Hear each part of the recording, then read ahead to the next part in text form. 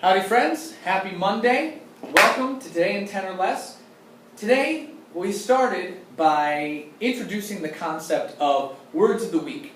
Now Words of the Week is something that's going to be taking place every Monday. You're going to come in, there's going to be 5 new words on the board. Now those words are designed to help you develop a vocabulary, an academic vocabulary, that will actually allow you to understand what you're being asked to do in the classroom. There are a lot of new focuses that are happening in education right now. And a lot of them involve doing some tasks that maybe you're not used to doing, and doing some types of thinking that maybe you're not used to doing. Well, Ms. Nagaro and Coach K and myself and Mr. Lopez have been hard at work creating a list for you guys to develop and put in the back of your binders as a sort of glossary anytime you need to go back and say, you know what, Mr. Kaz asked me to analyze, Mr. Kaz asked me to evaluate something, Mr. Kaz asked me to infer about something. I think I remember what that is, but you'll have a glossary to be able to go back to now. So every week you get 5 new words, you'll get them on Monday, you'll go home, you'll define those words, you'll write yourself a little reminder, you draw yourself a little symbol or picture as a reminder of what that definition is. You'll also come up with your own, in your own words, a definition for it. And on Friday, you're going to hand that in and you're going to take a vocabulary quiz. Not a spelling test, a vocabulary quiz. Just a quick way to make sure you're remembering accurately what these words are and what these types of thinking are. This new Common Core thing is actually really cool. I actually really enjoy the Common Core. You might hear teachers using that word Common Core, Common Core. Really, it's just a new approach to teaching that includes a lot more process, a lot more of the thinking stuff that I love so much. And I'm really excited to be able to work on Words of the Week with you for the rest of the year to develop your academic vocabulary. And really make sure you're prepared, because guess what? If you don't have the resources, if you don't show up prepared, you can't do the job. Unfortunately, that takes me into where a bunch of the classes were today.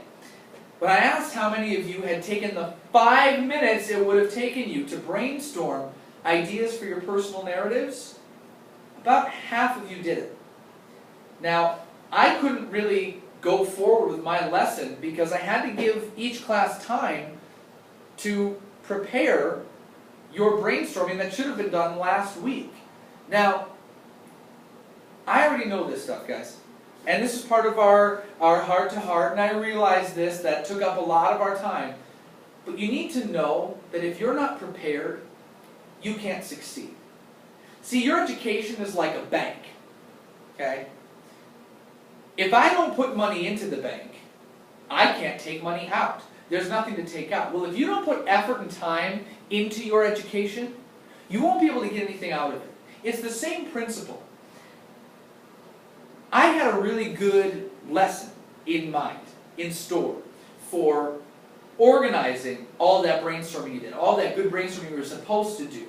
Now, those of you who did do it got the opportunity to practice some of these strategies as we were going over them.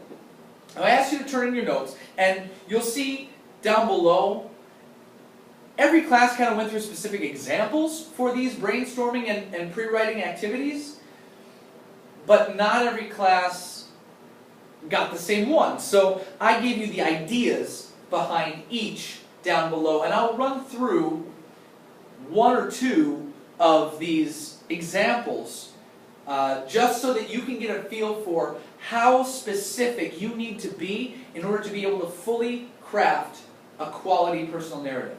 Now let's break this down a little bit more. Personal narrative. Remember, a narrative is a story. A lot of people misuse the word personal, though. Oh, you can't see that. That's personal. No, you mean that's private. I'm not asking you to write private stories. I'm asking you to write personal stories, which means happen to you. You are the focal point. See, when some of you came in with your brainstormed ideas, you said, oh, I'm going to write about food. Well, food is a little too general. Food is a little too general. It's too broad. If I wrote down that I was going to write about food, then I wouldn't know where to start. That would be like me writing down, I want to write about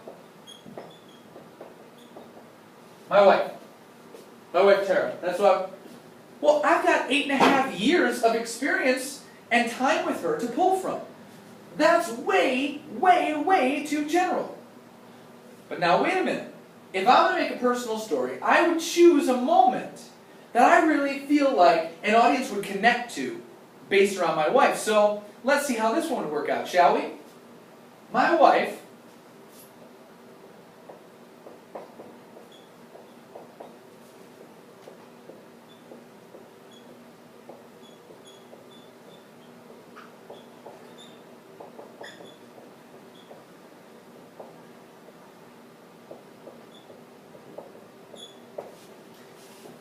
and if we're making that into a sentence, that should be capitalized.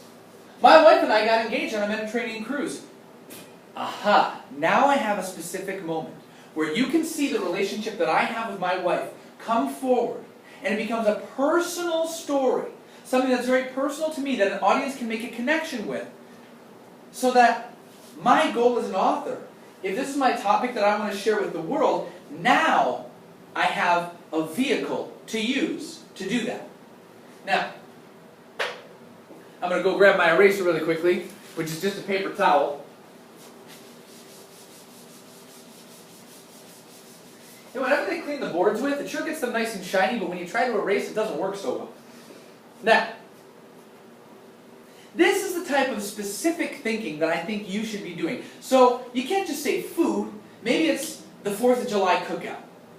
Well, now if you trace this back, why was that food so important? Well, it wasn't necessarily because of the food. It was important because of your traditions. It was important because of the people who were there. Aha! Now we're getting somewhere. See, Christmas wouldn't be Christmas without all the meaning behind it. Presents, family, and food, and perhaps religion for some of you. Perhaps your faith. Perhaps spending time with people. All of that stuff are traditions. That's stuff that is interesting to talk about. Just the holiday itself, I mean, perhaps most people know about it, so they wouldn't go read about it. Does that make sense? Like if I were gonna read something about football, well, guess what? Most of the stuff that authors your age would tell me about football, I already know. I already know most of that stuff. I'm really into football. So, if you're just going to tell me football is 11 players versus 11 players, I don't want to know that. I want to know why football is important to you. That's what today's activity was all about. It was all about finding that specific part of your brainstormed ideas for your personal narrative that makes it special, that you are involved in. That's what I connect to as a reader. That's what your readers are going to connect to. That's why memoir is such a popular genre right now. It's because it's people connecting with people. That's what we're designed to do. That's what we try to do. That's what we like to do. So, I've already, in class, given you an idea with chain link brainstorming, and you'll get to see some of the examples down below in this post. I'm going to go to one that not every class got to. Because all of these different pre-writing activities where you're organizing your thoughts, organizing these brainstorms, all of them have their own specific function and work better for different types of stories. I'm going to take you through a work of fiction. And I'm going to use something called a character web. Now, we know that a plot web emphasizes relationships, or emphasizes relationships between events. A character web emphasizes relationships between people. See, sometimes when we're crafting a story, the events are the most important, sometimes the people are the most important. Well, if the events take center stage, and they're the most important, we're going to probably use a plot web. Well, if the people take center stage and they're the most important, we're probably going to use a character web. Let me show you how to set up a character web that becomes very interesting. It allows you to use these words that we're using in our word of the week, these words like analyze. It allows you to go deeper and analyze the relationships, because you'll find that the story is there an awful lot, just in the relationships between your characters. I'll give you an example. Okay? So I have got a king. I have got a princess.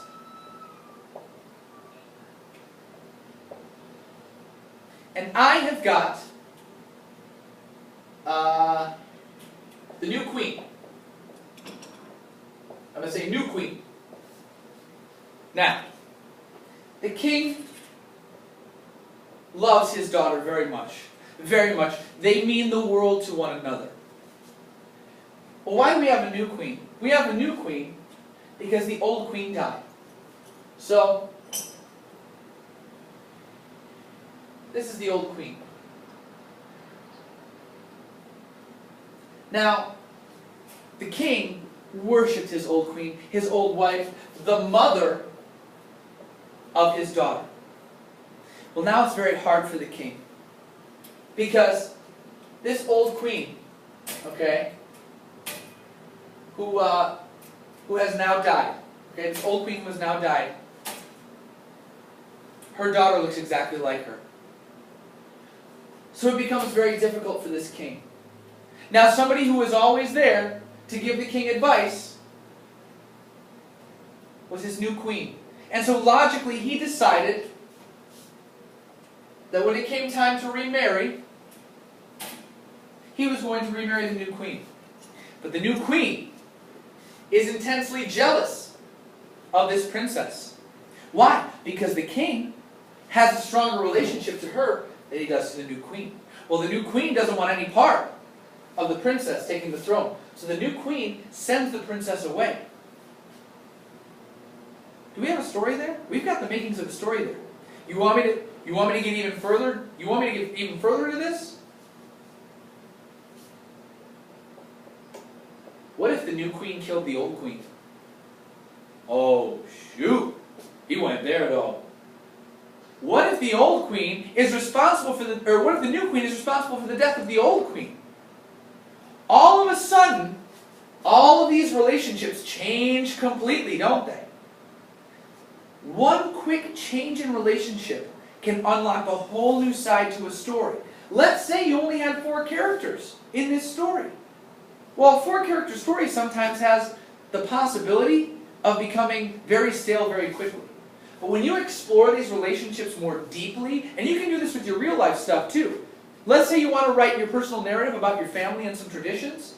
My guess would be that the reason that you want to write about your family and your traditions is because you care about each other an awful lot and you have relationships that are intensely special. Well, an audience will connect to that as well. See, the type of thinking we have to do is an analysis. We need to really break down our topic. My topic isn't food. My topic is that 4th of July cookout where I got to spend time with my uncle who I haven't seen in 4 years. Wow. Already, all of those activities that you did at that picnic with that uncle are heightened because we know the relationship. Don't be afraid to use that in your process of becoming a deeper thinker. See, now all the stuff I was talking about, you would be writing down in these little areas here where you've got the connections. You'd be writing down these relationships. You want to make sure that your pre-writing, your brainstorming in that organization is your blueprint. You want to be able to write from that. You don't want the idea well to run dry, so to speak. So you want to make sure you have stuff you can go back to the whole time that you can use to write your piece. That's what we worked on today. Some of you got to actually start doing that with some of your ideas using either chain-link brainstorming, mapping, character web, plot web, outline, or storyboarding. Outline and storyboarding are 2 other super ones that I recommend if you have a problem with organizing your thoughts. They're super good for it. We'll analyze them a little bit more tomorrow. But for right now, have a great day. Don't forget all the stuff that's due tomorrow. It's in the homework section. Remember that you can download the words of the week at the very bottom of this post. Thank you guys for sticking around. Take it easy.